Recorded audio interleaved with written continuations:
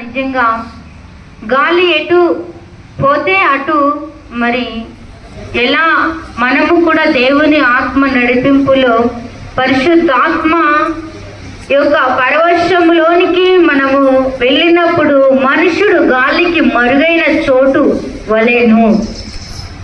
పరిశుద్ధాత్మ యొక్క నువ్వు ఆదరణలోనికి దాక్కునే వారిగా దావీదు భక్తుడైతే నేను నీ రెక్కల చాటున దాక్కొందును అని అంటాడు.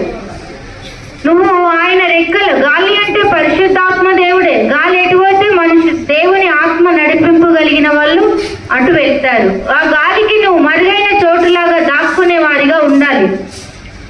గాలికి మరుగైన చోటు వలెను